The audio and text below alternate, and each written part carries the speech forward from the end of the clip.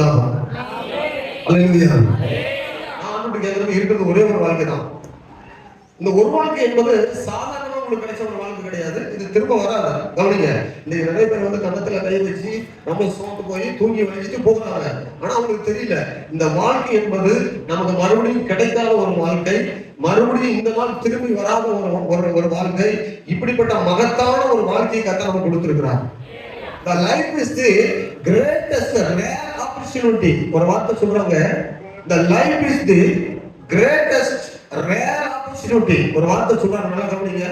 இந்த வாழ்க்கை என்பது மறுபடியும் உங்களுக்கு கிடைக்கவே பெறாது. பூமியில வாழ்றது, இந்த சபையில வந்து உட்கார்றது, இந்த வசனத்தை கேட்கறதுக்கு மறுபடியும் கிடைக்கவே பெறாது. இப்படிப்பட்ட வாழ்க்கையில முன்னேற்றத்துக்கு நம்ம அழைக்கப்பட்டிருக்கோம். கிரேட்டஸ்ட்னா ரொம்ப மகிமையான ஒரு வாழ்க்கை. இந்த வாழ்க்கையை ரொம்ப அசட்டை பண்ணக்கூடாது. நீங்க நிறைய பேர் வந்து ரொம்ப சோர்வு நிறைய இருக்கு. சிலர் ஜெபம் பண்றீங்க, சிலர் வந்து ஆர்வமா இருக்கிறீங்க, கூட தான் ஆர்வம் பேசுறாரு. சிலருக்கு வந்து வசனத்துல அந்த நாட்டம் கிடையாது, ஆர்வம் கிடையாது. தூங்கி வழியிறாங்க. அவங்களுக்கு வந்து என்ன செய்யுதுன்னா, நிறைய தெரியுது, சரக்கு நிறைய இருக்குது, ஆனா ஜீவன் இல்லை. சரக்கு நிறைய இருக்கு, உள்ள நிறைய வாங்கி வச்சிருக்காங்க, என்னங்க ஸ்தோத்திரம். ஜீவன் எல்லாம் பிரயோஜனம் கிடையாது.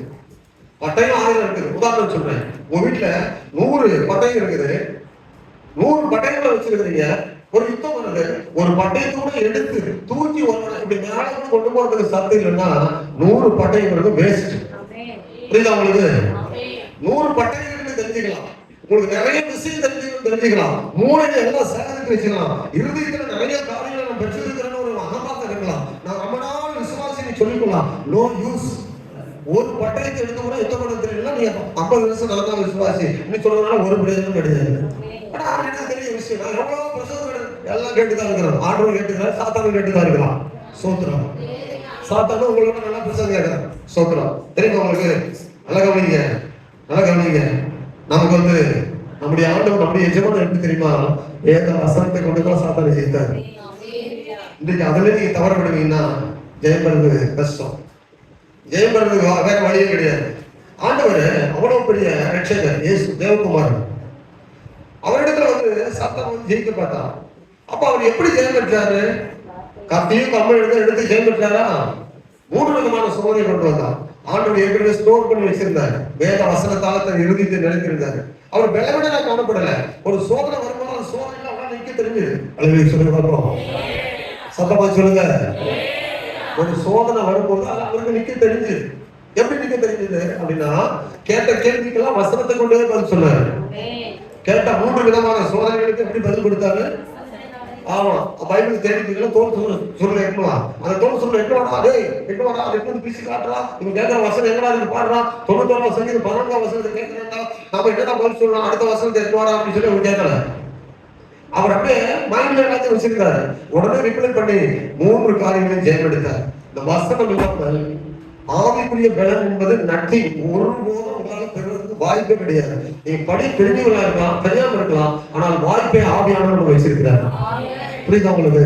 வசனத்தை மறந்துட்டு நான் வளர்ந்தேன்னு சொன்ன என்னால முடியாது, உங்களால முடியாது. அவங்களை நல்லா புரிஞ்சுக்கோங்க. அன்புடைய பிள்ளைகளே, ஆவியானவர் இவ்வளவு உங்களுக்கு தெளிவா துல்லியமா சொல்ல காரணம் என்னன்னா, ஒவ்வொரு வாரமும் ஆண்டுடைய பாதத்துல அமர்ந்திருக்கும் போது உங்களுக்கு சொல்லிக் கொடுக்கிற காரியங்களை புரிந்து கொள்ளுங்க. நான் வந்து நம்முடைய சபை உயிர்மின் சொல்லதா இருக்கணும், நம்முடைய சபை ஜெயமுள்ளதா இருக்கணும். சபை விடுங்க, என் வாழ்க்கையில நாம் சாத்தானை நேரடியாக ஜெயிக்கக்கூடிய பலன் பெற்றிருக்கணும் அப்படின்னா வேத வசனங்களால் நாம நிரப்பப்பட்டிருக்க வேண்டும். அல்லேலூயா. அதனால இதெல்லாம் விட்டுட்டு நீங்க வேற வழியில உங்களை சுத்திகரித்து வர முடியாது. சுத்திகரிக்கப்பட முடியாத ஒரு மனுஷனும் உள்ள வர முடியாது. எங்க வர முடியாது? நடக்க முடியாது. இப்போ நான் அப்படியே புதிய ஏற்பாட்டுக்கே வரேன். புரியுதா பாருங்க. உங்களுக்கு ஆட்டுக்குட்டியினுடைய ரத்தம் அடிக்கப்பட்டது, இயேசு நமக்காக பலியிட்டார். புரியுதா? ஆசரிப்பு கூடாரத்துல வெள்ளை தொட்டியில தண்ணி இருக்கு. வெள்ளை தொட்டியில தண்ணி இருக்கிறது வசனம். அதான் எபேசியர் 5ஆம் அதிகாரத்துல வசனத்தை கொண்டு திருமுழுக்கினாலும் அதை சுத்திகரித்துக் கொள்ளும். சரிங்களா? அழைத்துக் கொள்ளுங்க, அதை அப்படியே வைத்துக் கொள்ளுங்க. ஆனா ஆட்டுக்குட்டி ஏற்கனவே பலியிட்டுச்சு. ஆட்டுக்குட்டி பலியிடப்பட்டு ரத்தத்தை எடுத்து கொண்டு போய் பாவ நிவர்த்தி செய்தவன் தான் ஆசாரியன், லேவியன். அப்படி பாவ நிவர்த்தி செய்து கொண்டு ரத்தத்தால் மீட்கப்பட்டவன் தான் யாரு? அந்த அழைத்துக்குள்ள வரவன். ஆனால் அவன் சுத்திகரிக்கப்படாமல் உள்ள வர முடியாது. இந்த வசனம் சொல்றது, ஒவ்வொரு நாளும் வரும்போது வெங்கல தொட்டிக்கிட்ட போகணும், வெங்கல தொட்டியில கை காலம் கழுவணும். கழுவாம ஆசிரியர் கூடத்துல வந்து வேலை செய்ய முடியாது. பலி செலுத்தாச்சு தானே நேரம் போயிடலாம் அப்படி கிடையாது. அனுதினமும் ஆண்டுடைய பிள்ளைகள் வசனம் வாசிக்காமல் ஆவிக்குரிய வாழ்க்கையில நீங்கள் ஜெயம் பெறுவது என்பது கடினம். ஆனா ரத்தம் சிந்தப்பட்டிருக்கலாம், உங்களுக்காக பலி இடப்பட்டிருக்கலாம், ஆண்டுடைய கல்வாரி உங்களுக்காக அடிக்கப்பட்டிருக்கலாம். அதை மாத்திரம் நீங்க சொல்லிட்டு போனா போதாது, அதற்கும் மேல ஒரு ப்ராசஸ் இருக்குது. அதுதான் வசனம் சொல்லுகிறது. எபேசியர் 5ஆம் அதிகாரத்துல வாசிக்கிறோம். புதிய ஏற்பாட்டில் விசுவாசிகள் மறந்துக்கிறோம். 5:26 தாம் அதை திருவசனத்தை கொண்டு தண்ணீர் முழுக்கினால் சுத்திகரித்துக் கொள்ளுகிறதற்கும் சுத்தமாகிறதற்கும் கரை திரை முதலான ஒன்றும் இல்லாமல் பரிசுத்தமும் பிழையற்றதுமான மகிமையுள்ள சபையாக தமக்கு முன் நிறுத்திக் கொள்வதற்கு தம்மை தாமே அதற்காக ஒப்பு கொடுத்தார். இந்த சிலுவை பற்றி ஏற்கனவே முடிஞ்சிருச்சு. எந்த சபையாக சொல்லப்பட்ட செய்தி? ஒரு அலையில சொல்லுங்க பார்ப்போம். கேட்கறது எனக்கு புரியுதுன்ற மாத்திரம் சும்மா சொல்லாம தயவு செய்து உங்களுக்கு கும்பிடு போடுறேன். நீங்க சொல்றது எனக்கு புரியுது, நல்லா கேட்டு வரன்ற மாத்திரம் அலையில சொல்லுங்க பார்ப்போம். இதுதான் நிறைய பேர் புரியல. மக்களுக்கு என்ன சொன்னாலும் உள்ள போக மாட்டேன். சோத்ரம் அல்லேலூயா. என்ன சொல்லப்படுது வசனம் புரியுதா உங்களுக்கு? இங்க ரட்சிக்கப்பட்டவங்களுக்கு சிலுவை பற்றி ஒன்றும் சொல்லல, இயேசுடைய பலியை பற்றி ஒன்றும் சொல்லல. சபைக்கு எதை பத்தி சொல்றாரு? நீங்க எப்படி கலைஞரை இல்லாம சுத்தமா நிக்க முடியும்னா சொல்றாரு. என்ன சொல்றாரு? அந்தபடி கிறிஸ்துவும் சபையில அன்பு கொண்டார், அன்பு கொண்டு உங்களை எல்லாரும் ஏற்றுக்கொண்டார். அந்தபடி தாம் திருவசனத்தை கொண்டு தண்ணீர் முழுக்கினால் சுத்திகரித்துக் கொள்வதற்கும் பரிசுத்தமாக்குவதற்கும் கரைதலை முதலான பிழை ஒன்றும் இல்லாம பரிசுத்த சபையாக தமக்கு முன்பாக நிறுத்திக் கொள்வதற்கும் வசனத்தை கொடுத்திருக்கிறார். அதனுடைய அர்த்தம் தெரியுமா? நீ வசனத்தையே மறந்து என் அப்பா கிட்ட நான் போய் நிற்பேன், என் மனவாளன் கிட்ட போய் நிற்பேன்னு சொல்லுமா, நாட்சம் பண்ணிக்கிது வெளியே போய் நின்று சென்று போட்டு வான்னு சொல்லுவாரு. என்ன சொல்றாரு?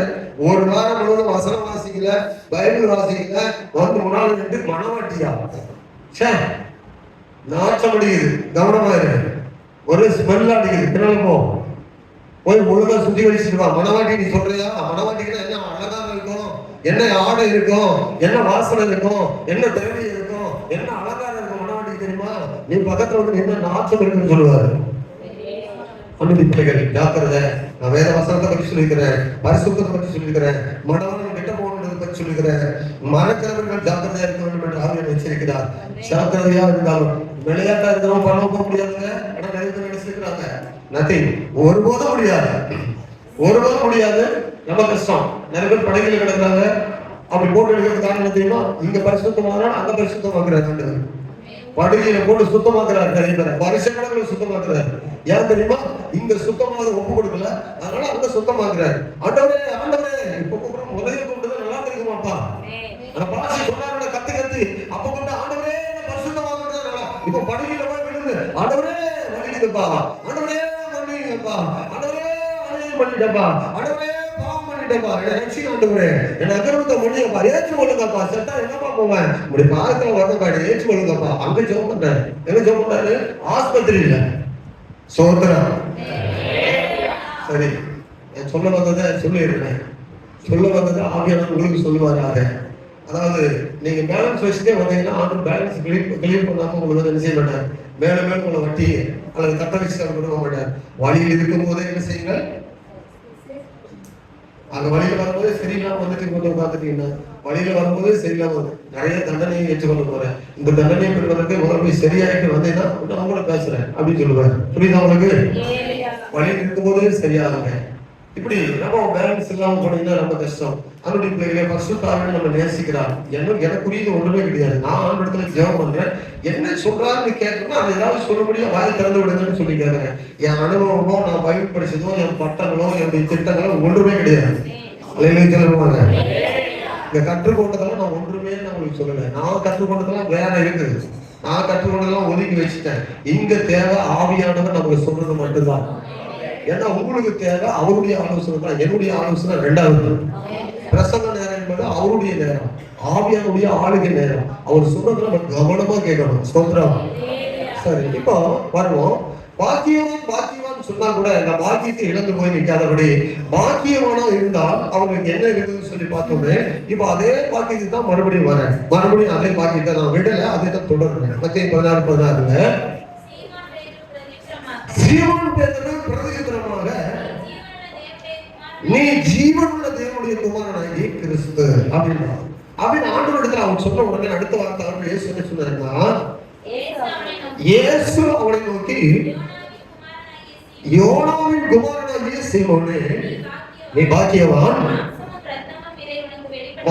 மாம்சமும் ரத்தமும் உனக்கு எதை வெளிப்படுத்தவில்லை, பரலோகத்தில் இருக்கிற என் பிதா உனக்கு இதை என்ன செய்தார், வெளிப்படுத்தினார். ஆமென். என்ன சொன்னார் ஆண்டவர் இயேசு? மிக முக்கியமான ஒரு கேள்வி. என்ன கேள்வி கேட்கிறாரு இயேசு? என்ன கேள்வி கேட்கிறாரு? அன்பான தேவ ஜனமே நல்லா கவனிங்க. தம்மை பின்பற்றி வருகிற சீசர்களை பார்த்து கேட்கிறாரு, உலகத்துல பலரும் பேசுறாங்க, நீங்கள் என்ன யாருன்னு சொல்றீங்க அப்படின்னு கேட்கிறாரு. கவனிங்க, இந்த கேள்வி ஒரு முக்கியமான கேள்வி கேட்கிறாரு. இந்த கேள்வி சரியான சிந்தையை தூண்டக்கூடிய அது மட்டுமல்ல, அது ஒரு சரியான பதிலை கண்டுபிடிக்க தூண்டுகிற ஒரு கேள்வி. நீங்கள் என்னை யார் என்று சொல்லுகிறீர்கள்? ஒரு கேள்வி கேட்கிறாரு. இது விளையாட்டா கேட்டாலும் கேட்டு போயிட்டாரு இல்ல, ஏதோ அவங்களுக்கு தெரியல அதனால கேட்டாரு அப்படி கிடையாது. அவங்களுடைய ஆவிக்குரிய நிலைமைக்கு இந்த வார்த்தை கேள்வி மிக முக்கியமான கேள்வி. இந்த சிந்தனையை தூண்டுவது மட்டுமல்ல, சரியான ஒரு காரியத்தை இந்த கேள்விக்கு பதில சொல்லக்கூடியவங்க யாரா இருக்காங்களா, இதை அறிந்தவங்க எத்தனை பேர் இருக்கிறாங்க என்பதை அவர் அறிந்து கொள்ள விரும்பினார். அதனாலதான் நீங்கள் என்ன யார் என்று சொல்லுகிறீர்கள் கேட்கும்போது சீமோன் பேதுரு சொல்றாரு, ஆண்டவரே, நீ ஜீவனுள்ள தேவனுடைய குமாரனாகிய, you are the Christ, you are the Christ, the son of the living God. சொல்றாரு, you are the Christ, the son of the living God. நீ வாழ்கிற உயிரோடு இருக்கிற ஜீவனுள்ள தேவனுடைய குமாரனாகிய கிறிஸ்து, உண்மையான தேவனுடைய குமாரன் நீ. இதுதான் ஒவ்வொரு தனிப்பட்ட வாழ்க்கையில ஒவ்வொரு தேவ பிள்ளைகளுக்கும் இந்த அறிவு இருக்க வேண்டும் என்பதை தேவன் எதிர்பார்க்கிறார். ஆமென். இப்ப இது யார் பெற்றுக்கொள்ள முடியும் அப்படின்னா கவனிங்க, அதுதான் நீங்கள் என்னை யார் என்று சொல்லுகிறீர்கள் என்ற கேள்வி. நித்திய ஜீவன், இந்த நித்திய ஜீவனுக்கு போகிற வழி பிதாவாகிய தேவனாலே நமக்கு வெளிப்பாடு உண்டாஇருக்கணும்னு சொன்னா, நம்ம தேவனை முழுவதுமாக அறிந்திருக்கணும்னு சொன்னா, இயேசுவும் சொன்னாரு 17ஆம் அதிகாரம் யோவான்ல 3ஆம் வசனத்துல என்ன சொன்னாரு? 17:3 யோவான்ல, ஒன்றான மெய்தேவனாகிய உம்மையும் நீர் அனுப்பினவராகிய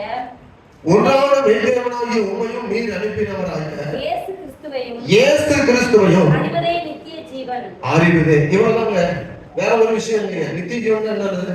ரொம்ப சிம்பிளா சொல்லலாம், ரொம்ப வெரி சிம்பிள் பதில். ரொம்ப என்ன சொல்றது, ரொம்ப எளிமையான பதில், ரொம்ப எளிமையான பதில். என்ன பதில்? நான் யாரு, என்னை யார் என்று நீங்க சொல்றீங்க. இது எளிமையான கேள்வி. இந்த கேள்விக்கு என்ன பதில்?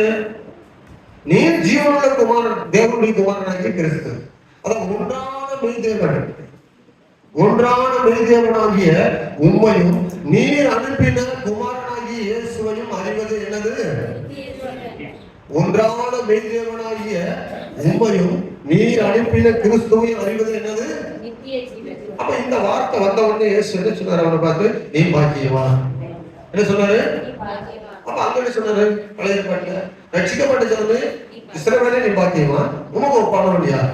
இங்க ரட்சிப்புக்கு ஏதுவான ஞானத்தை அடைந்த இவனை பார்த்து சொல்றாரு, நீ பாக்கியவான், உனக்கு ஒப்பானவன் யாரும் இல்ல. ரட்சிப்பு எது மூலமா வருது அப்படின்னா, இயேசுவை யார் என்று அறிவது மட்டும்தான் நித்திய ஜீவன். அதுதான் உண்மையான பாக்கியவான். அல்லேலூயா. இயேசுவை உங்களை பார்த்து கேட்டா நீங்க என்ன சொல்லுவீங்க? இந்த அறிவு எப்படி உண்டாச்சு? இயேசு கிறிஸ்து சீமோன் பேதுரு பார்த்து என்ன சொல்றாரு? இந்த அறிவு உனக்கு எப்படி வந்துச்சு அப்படின்னு சொல்றாரு. எப்படி வந்தது இந்த அறிவு? மனுஷீகத்தினால் உண்டான அறிவு அல்ல. இந்த அறிவு என்ன அறிவு அல்ல அப்படின்னா, நான் யாருன்னு கேட்டதுக்கு நல்லா கவனிங்க, நான் பதில் சொல்றேன். நான் யாருன்னு கேட்டதுக்கு நீ ஒரு மனுஷீகத்துல பதில் சொல்லியிருந்தா, நீ நாசரேத்து ஊர்ல பிறந்த யோசேப்புக்கும் மரியாளுக்கும் மகன், நீ இப்பொழுது எனக்கு பிரசங்கம் பண்ணி கொண்டிருக்கிற இயேசு, உண்மை நசரேயனாகிய இயேசுன்னு சொல்றாங்க. அவர் தான் நீர் என்ன அப்படி சொல்லிருக்கணும். யார் சொல்லிருக்கணும்? அப்படின்னு பேதர் சொல்லிருக்கணும். அப்போ இது என்னது? இது மனுஷீகத்துல அறிந்த அறிவு. என்ன அறிவு இது? ஆனா இவன் என்ன சொல்றான்னா, நீ அப்படி இல்ல, நீ ஜீவனுள்ள தேவனுடைய குமாரனாகிய கிறிஸ்து. நீ யாருன்னா எனக்கு பிரசங்கம் பண்ணுகிற நீர், என்னை ரட்சித்த நீர், என்னை அழைத்த நீர், எனக்கு விடுவித்த நீர், என் பாவத்தை மன்னித்த நீர், எனக்கு அற்புதம் செய்த நீர் யாருன்னா ஜீவனுள்ள தேவனுடைய குமாரனாகிய கிறிஸ்து நீர். அப்படின்னா அவர் சொன்னாரு, நீ பாக்கியவான். நம்ம மனுஷிக அறிவுக்கும் தெய்வீக வெளிப்பாட்டுக்கும் வித்தியாசம் தெரியுதா? பைபிள்ல தான் நம்ம இருக்கிறோம், வேற எங்கேயும் போகல. பைபிள்ல தான் இருக்கிறோம், வேற எங்கேயும் போகல. பைபிள்ல நீங்க நிறைய காரியங்கள் பாருங்க.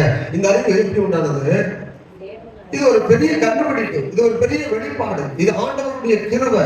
தன்னை அழைத்தார ஆண்டவர் மட்டும் அல்ல, அவனை அறியாமல் இருக்கிறவனாக அல்ல, தன்னை அழித்த தேவனை அறிந்து கொண்டான். சரி, இந்த பேதுருவை இப்ப வாங்க பேதுருவை இயேசு அழைத்தாரா இல்ல இவனே கண்டுபிடிச்சு வந்தானே? கொஞ்சம் கேள்வி பதில் சொல்லுவாங்க. அப்ப இயேசு அழைத்த பிறகு அப்ப வெளிப்பாடு எதற்கு இவனுக்கு? உங்களுக்கு கேள்வி வருதா? இயேசு தானே அழைத்தாரு, நீங்க தான் அழைச்சீங்க, உங்களை பற்றி வெளிப்பாடு எனக்கு எதற்கு? உங்களுக்கு புரியுதா? கர்த்தர் அழைத்தாரு, வா நான் தான் அவனை ரட்சிக்கணும் அழைத்தாரு. ஆனா அவரை மேலும் மேலும் அறிவுல நம்ம சரியா அவரை பற்றி கொள்ளணும். யாருன்னு தெரியாம போக கூடாது, அவர் யாரும் தெரியாம பின்பற்ற கூடாது. அவர் யார் என்பது நமக்கு நல்லா தெரியணும். ஆமென். அதனாலதான் அப்போஸ்தலன் பவுல் சொல்றாரு, அவர் இன்னார் என்று நான் அறிந்திருக்கிறேன். அவர் இன்னார் என்று நல்லா தெரியும். இயேசு வருவார், இயேசு மறுபடியும் வருவார், இயேசு மறுபடியும் வருவார். ஏற்றுக்கொள்ளாவிட்டாலும் வருவார். கவனிங்க, நீங்கள் அறிந்து கொண்டு ரட்சிக்கப்பட்டா பரலோகத்தில் இருப்பீங்க. அல்லேலூயா. அறியாவிட்டால் நேரடியாக ஒரே ஒரு இடம் இருக்குது, அது நமக்காக உண்டாக்கப்பட்டது இல்லை, அது பயங்கரமான இடம். அங்க நீ போயிருக்கிறாங்க. இயேசுவை நம்ம நேசிக்கிறார். அல்லேலூயா.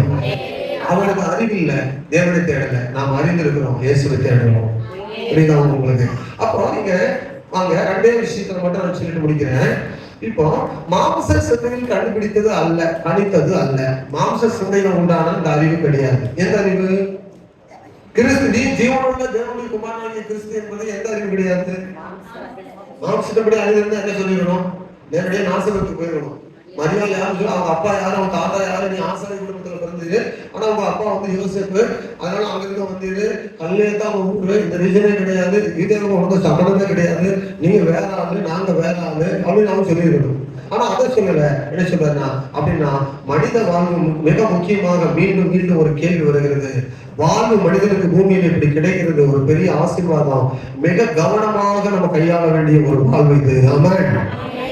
ரோமர்ல இந்த மாம்ச சிந்தையில உண்டானது கிடையாது இந்த அறிவு. இதை பற்றி சில காரியங்களை புரிந்து கொள்ளுது. இந்த அறிவு எப்படி உண்டானது அல்ல, மாம்ச சிந்தையில. 8ஆம் அதிகாரம் ரோமர் 8:6 வாசிக்கணும். 8:6 வசனங்களை வாசிங்க. மாம்ச சிந்தை மரணம், பாவின் சிந்தை. இது எந்த சிந்தையில கண்டுபிடிச்சாரு? மாம்ச சிந்தையில. சூப்பர். எந்த சிந்தையில கண்டுபிடிச்சாரு? நான் ஒருவனே மாம்சத்தின்படி அறியேன். அப்போஸ்தலன் பவுல் என்ன சொல்றாரு? அல்லேலூயா. ஒரு சபையில சொன்னாரு, உங்களுக்கு ஒருவனே மாம்சத்தின்படி அறியேன். உங்களுக்கு யாருன்னு உங்களுக்கு தெரியாது, ஆனா நீங்க எல்லாம் ஆவிக்குரியவங்க, நீங்க பரலோகத்துக்கு வரக்கூடியவங்க. உங்க பேக்ரவுண்ட் எனக்கு வேண்டாம், எந்த குடும்பத்தை சேர்ந்தவங்க வேண்டாம், நீங்க யாரும் எந்த பாத்திரத்திலிருந்து வந்தவங்க வேண்டாம், அதெல்லாம் மாம்சத்தின்படி அறியேன். நீங்க எல்லாரும் ஆவிக்குரிய பிள்ளைகள், ஏனென்றால் நீங்க ஆவிக்குரியவர்கள். அப்ப மாம்ச சிந்தை என்னது? ஆவியின் சிந்தை. மாம்ச சிந்தை அப்படின்னா மாம்சமும் ரத்தமும் இதை உனக்கு வெளிப்படுத்தவில்லை. இயேசு சொன்னாரு, எந்த மனிதனும் என்னை பற்றி சொன்னதை, எந்த மனுஷனும் என்னை பற்றி சொன்னதை நீ கேட்டுட்டு அப்படியே வந்து என்ன நீ ஒப்புவிக்கிற, இது மாம்ச சிந்தை. இதை பிதாவாகிய தேவன் வெளிப்படுத்தி இருக்கிறாரு, நீ எடுத்து சொல்ற. இது ஆவியின் சிந்தை. இன்னும் சிந்தை வந்து ஆவியின் சிந்தையா இருக்குது. என்னை கண்டுபிடிச்ச ஆவியின் சிந்தை தான் எங்க போகும்?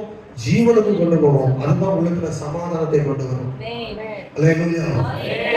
ஆவியின் சிந்தை தான் நம்ம எங்க கொண்டு போவோம்? ஆவியின் சிந்தை ஜீவனும், இரண்டாவது சமாதானம். ஜீவனுக்கு போகிற வழி அது. அப்புறம் அடுத்து மாம்ச சிந்தை எப்பொழுதுமே பாருங்க அழிவு. அதனாலதான் ஆவியின் சிந்தை தெய்வீகத்தை வெளிப்பாடுன்னு சொல்றோம்.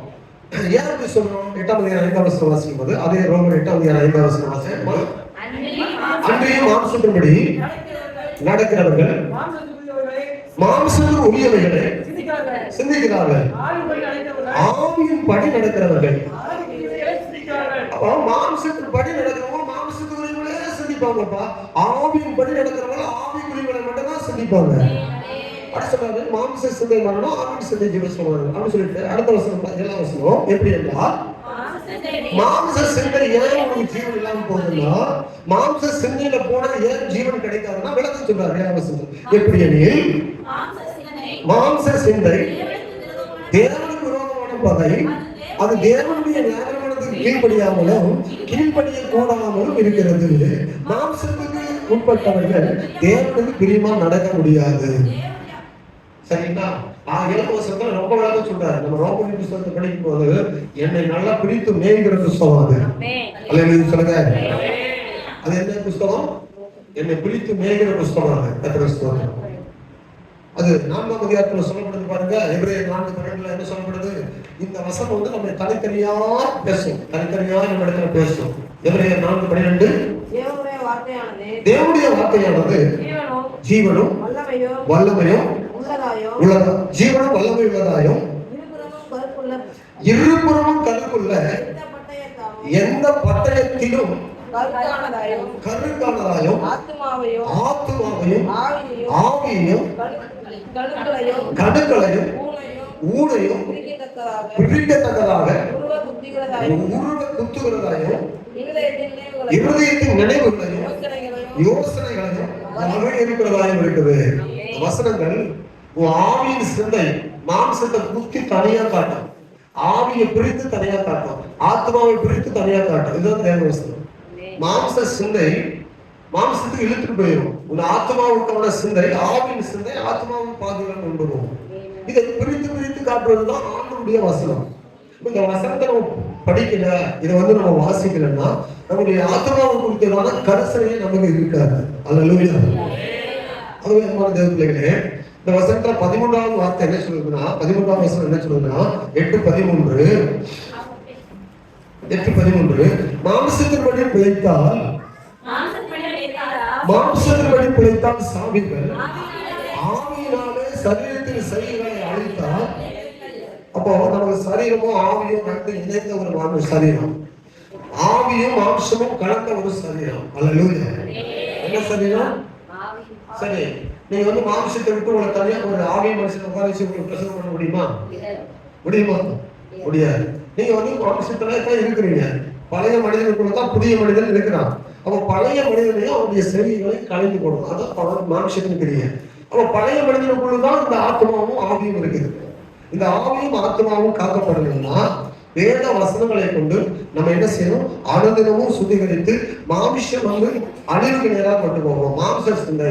ஆனா இந்த ஆவின் சிந்தை உண்டானதுதான் ஜீவனுக்கு நேராக கொண்டு போகுது. இந்த பேருக்கு என்ன சிந்தை உண்டாச்சு? எது வெளிப்பாடு கிடைச்சது? ஆவின் சிந்தையில கிடைச்சது. ஆனா மாம்சத்தின் வழியே சொல்லிக் கொண்டு என்ன இருப்பான்? ஜீவன் பெற்றவனா இருந்திருக்க முடியாது.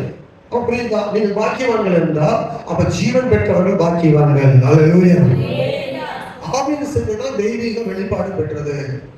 இங்க நம்ம கவனமா இருக்கணும்னு கலாத்திய சபை சொல்றாரு 5ஆம் அதிகாரத்துல. கவனமா இருக்கணும். இதுல ஒரு நேரத்துல ஒவ்வொரு நாளும் கவனமா இருக்கணும். ஏன்னா இன்னைக்கு நிறைய பிரச்சனைகள் அவங்க மாம்ச சிந்தையில தான் உண்டாகுது அப்படின்னு சொல்றாரு. ஏன்னா ரெண்டு ஒன்றுக்கொன்று பிரிவினையா இருக்குது. 5:16 வாசிக்கும் போது கலாத்தியர் 5:16 வாசிங்க. பின்னும் நாம் சொல்வது என்னவென்றால் ஆவிக்கு ஏற்றபடி நடந்து கொள்ளுங்கள், அப்பொழுது மாம்ச இச்சையை நிறைவேற்றாதிருப்பீர்கள். இந்த வசனம் கவனிக்கணும். மாம்சம் ஆவிக்கு விரோதமாகவும் ஆவி மாம்சத்துக்கு விரோதமாகவும் இச்சிக்கிறது. நீங்கள் செய்ய வேண்டும் என்று விரும்புகிற இருக்கிறவைகளை செய்யாதபடிக்கு ஒன்றுக்கொன்று நீங்கள் விரோதமா இருக்குது. ஆவியினால் நடத்தப்படுவீர்களானால் நீங்கள் நியாயமானதுக்கு கீழ்பட்டவர்கள் அல்ல.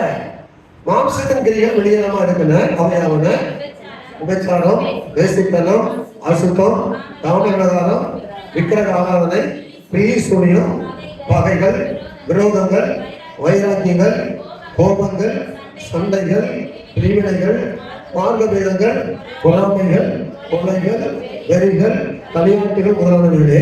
இப்படிப்பட்ட செய்வது தேவனுடைய நாமத்தை சோதரிப்பது இல்லை என்று நான் உங்களுக்கு சொன்னது போல இப்பொழுதும் உங்களுக்கு மறுபடியும் சொல்றேன்.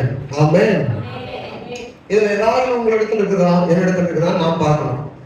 பகை, விரோதம், வைராக்கியம், விக்கிரக ஆராதனை, கோபம், சண்டை, பிரிவினை, மார்க்கபேதம். மார்க்கபேதம் என்ன?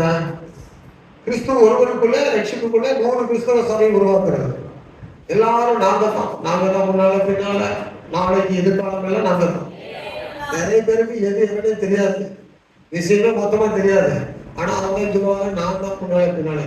அவன் உனக்கு முன்னாலே இஸ்மவேல் இருக்கிறான். உனக்கு முன்னால நீ சொன்னா, நான் தான் முன்னால பிறந்த ஆள் அப்படின்னு நீ சொன்னா, உனக்கு முன்னால பிறந்த இஸ்மவேல் இருக்கிறான். அவன் முன்னால பிறந்தவங்களாம் பரலோகம் போயிட மாட்டான். முன்னால பிறந்தவங்க நீ கிடையாது, உனக்கு விஷயமும் தெரியாது. முன்னால பிறந்த சபை எது, முன்னால உருவாக்கப்பட்ட உபதேசம் எது, முன்னால நடத்தப்பட்ட ஒழுங்கு எதுன்னு நமக்கு தெரியணும். ஸ்தோத்திரம். நிறைய பேருக்கு தெரியாததுனாலதான் மாமிசத்துல நிறைய ஓடுது வண்டி. மாமிசத்துல போகிற வண்டி ஊர் போய் சேராது. அல்லது சில பார்ப்போம், பெருமையோ பகையோ வைராகியமோ யாரு மேலும் நமக்கு இருக்கக்கூடாது. அல்லது சொல்லுங்க. ஆனா பாருங்க, நான் நிறைய பேர் இடத்துல பேசும்போது கண்டுபிடிக்கிற ஒரு காரியம், எதை குறித்து கூட நீங்க என்ன ஆவிக்குரிய காரியங்கள் பேசினாலும் அவங்களுக்கு கோபமே வராது, அப்படியே இருப்பாங்க. ஆனா மாமிசத்துக்குரிய காரியத்துல ஒரு உதாரணம் என்னன்னா, உங்க நிலத்துல ஒரு சென்ட் பக்கத்துல ஒரு அடி கூட என்னன்னு கேட்கறான்னு வைத்துக்கொள்ளுங்க. உங்க மாமிசம் எலும்பும் பாருங்க, அது வரைக்கும் பேச்சே மூச்சே இல்லாத ஒரு அடி கூட வருதுன்னு சொல்றான் பாருங்க, அப்ப எலும்பு பாருங்க பேச்சு ஒரு அடி கூடிடுச்சு அப்படின்னா என்ன இதுல மெஜாரிட்டியா இருக்குது? அந்த சரீரத்துல எது மெஜாரிட்டியா இருக்குது? மெஜாரிட்டியா இருக்குது எது? மாம்சம் மெஜாரிட்டியா இருக்கு. ஒரு அடி தான் கூடி போச்சு. ஆனா அந்த ஒரு அடி கூடும்போது ஒருத்தர் சொல்லுவாங்க, ஒரு அடி தானப்பா, ரூபாய் வாங்கிக்கோ, எனக்கு பிரச்சனை இல்லாம இருக்கட்டும், இல்ல ஒரு அடி தவிர எடுத்துட்டு போப்பா, எனக்கு கொஞ்சம் கஷ்டமா இருக்கும், எடுத்துட்டு போப்பா அப்படின்னு சொல்ற பாருங்க. இவங்கிட்ட என்ன இருக்குது? மாம்சம். ஓகே, இது அழிவு தானே. எத்தனை அடி கூட எடுத்தாலும் அழிந்து போகிறது இல்லை. நிலத்துல எத்தனை அடி எடுத்தாலும் பாருங்க, மாம்சம் எழுப்ப பாருங்க, எனக்குரியது. இதுவரைக்கும் ஆவிக்குரிய காரியங்களை எழுந்திருந்தா குடும்பம் முழுவதும் ரட்சிக்கப்பட்டிருக்கும், பெருமளவு ரட்சிக்கப்பட்டிருக்கும், சொந்தக்காரர்கள் ரட்சிக்கப்பட்டிருப்பாங்க.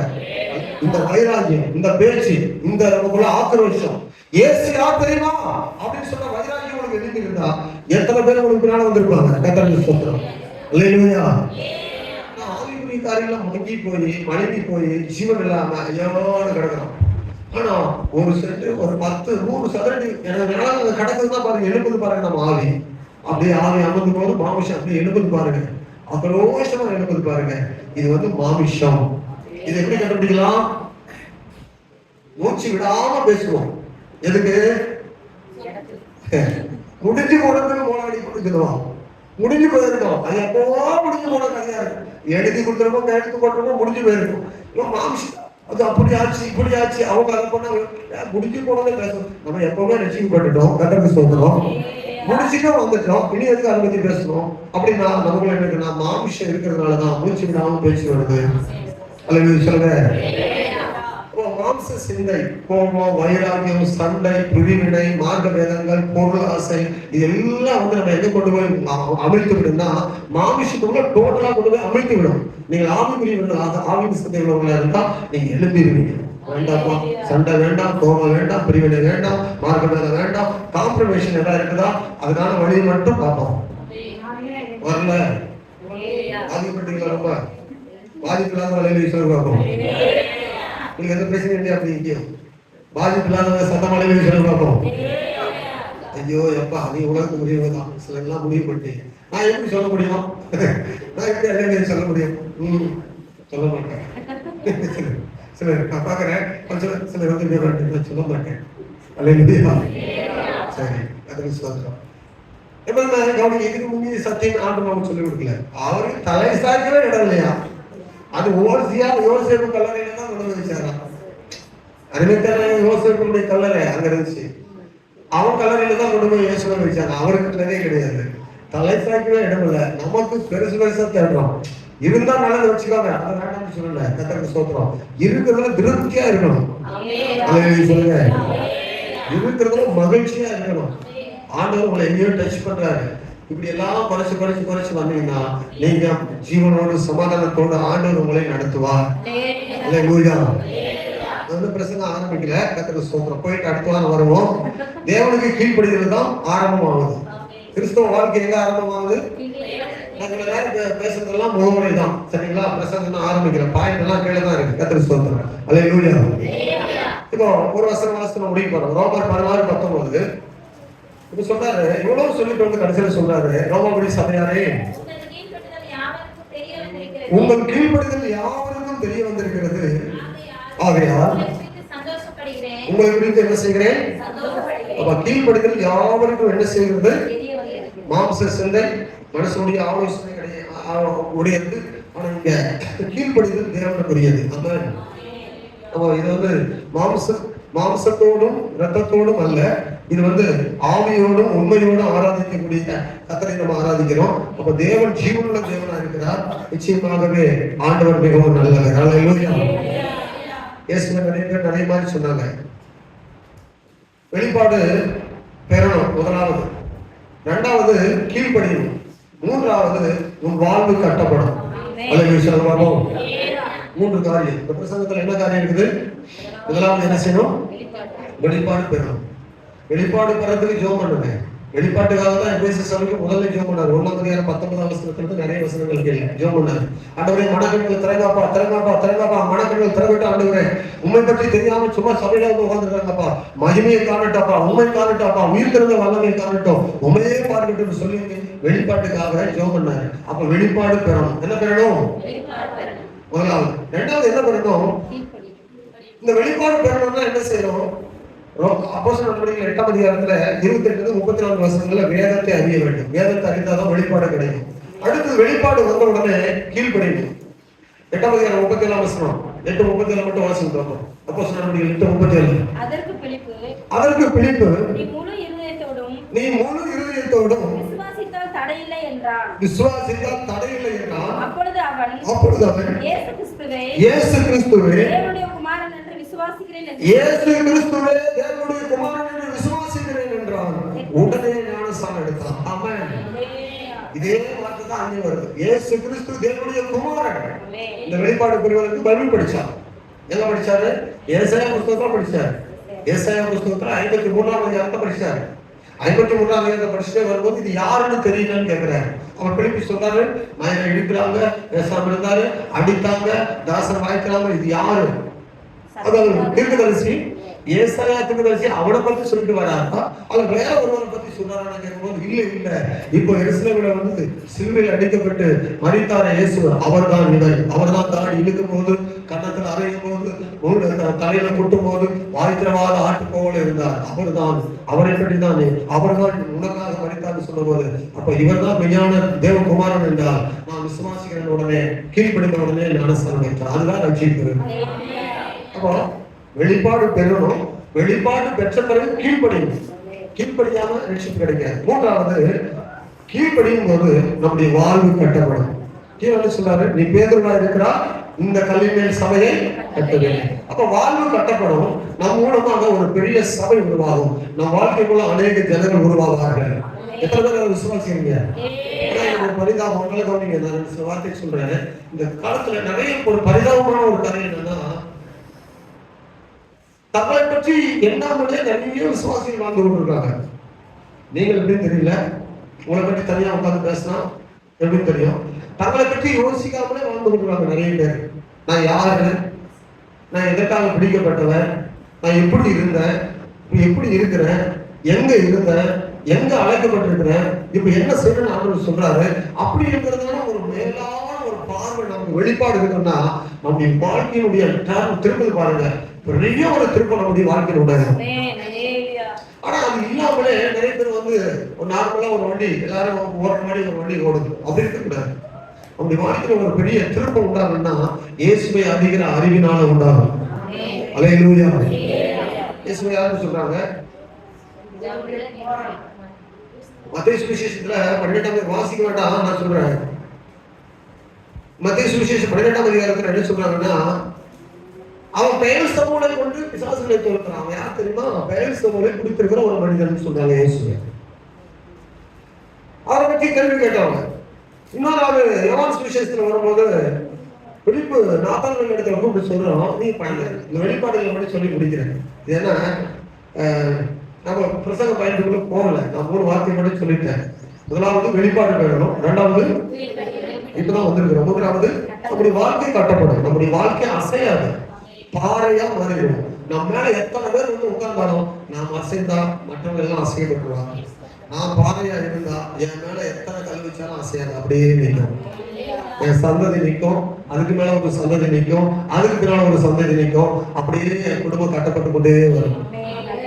நான் ஆடிட்டே இருந்து வச்சுக்கல, பாறை இல்லாம என் குடும்பம் கட்டப்படல, நான் ஆடிட்டே இருந்து வச்சுக்கல, நிலை தவறி எனக்கு பின்னால என் பிள்ளைகளும் கட்டப்பட முடியாது, என் சந்ததி அதை விட்டுருவோம். அடுத்தது என் பின்னால நான் வழிகாட்டுகிற ஒரு விசுவாசி கட்டப்பட முடியாது, ஆடிட்டே இருப்பாங்க. விஸ்வரான் இருக்காரு, சோதரம் ஒரு நிலையான ஒரு வாழ்வு இருக்காது. இப்போ நிறைய பேர் என்ன சொல்றாங்கன்னா, இயேசு பார்த்த இவர் யாரு, இவர் வந்து ஒரு பெயர் சூட்டலை கொண்டு விசுவாசங்களை இருக்கிறாரு.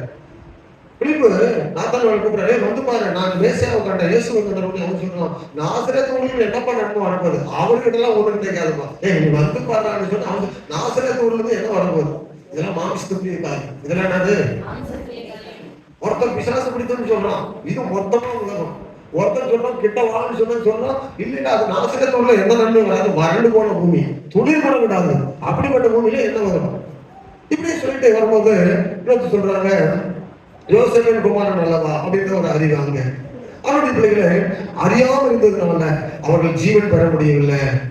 ஆனால் இவர்தான் இயேசுதானோ என்று சொல்லி அந்த மத்திய சுவிசேஷத்துல அவருடைய பிள்ளைகள் நிறைய காரியங்கள்ல அங்க சொல்றாங்க. யோவான் சுவிசேஷத்துல இவன் பைத்தியக்காரன், இயேசு என்ன சொல்றாங்க 10ஆம் அதிகாரத்துல படிக்க வேண்டாம், அந்த பவன வேண்டாம், முடிச்சிருக்காங்க. ஆனால் இயேசுவை நாம் எப்படி அறிகிறோம், உலகம் இயேசுவை எப்படி அறிகிறது. யோவான் சுவிசேஷம் 1ஆம் அதிகாரம் 5, 6, 7, 8 வசனங்கள்ல அவர் உலகத்தை உண்டாக்கினார், உலகத்தில் இயேசு வந்தார், உலகம் மனிதர்களுக்காக உயிரை கொடுத்தார், உலகமும் அவரை அறியவில்லை. உலகத்துல வந்து எந்த மனிதனை பிரகாசிக்கிற ஒளியா இயேசு வந்தார், அந்த ஒளி நமக்கு நித்திய ஜீவனா இருக்கிறது. உலகம் அவரை அறியவில்லை. நிறைய பேர் நிறைய ஆங்கிள் பார்த்தாங்க, ஆங்கிள்னா அவங்க கண்ணோட்டம் வேற மாதிரியே பார்த்துருக்காங்க. ஆனால் இயேசுவை பேதுரு பார்த்தான், நீ ஜீவனுள்ள தேவனுடைய குமாரனாகிய கிறிஸ்து பார்த்தான். எல்லாருக்கும் பார்வை வேற மாதிரி இருந்துச்சு உலகத்துல. அவ அப்படி இப்படி இயேசுவை நிறைய சொன்னாங்க. நான் நிறைய எழுதி வச்சிருக்கிறேன், இப்படி போகும்போது தான் நிறைய எழுதுவேன், தியானிப்பேன். பலரும் பல மாதிரி சொல்லிட்டு இருந்தாங்க. அதன் நடுவில் ஒருவர் சொன்னார், அவர் தான் பேதுரு. அவர் சொன்னார், உண்மையிலே என் சபையை கண்டுபிடிச்சு சொன்னார். அப்படிப்பட்ட நபர்களிலே நீங்களும் நானும் ஒருவர். பெரிய ஒரு தேவனுடைய குமாரனாகிய கிறிஸ்து அவர் நம்முடைய வாழ்க்கையை கட்டுவார்.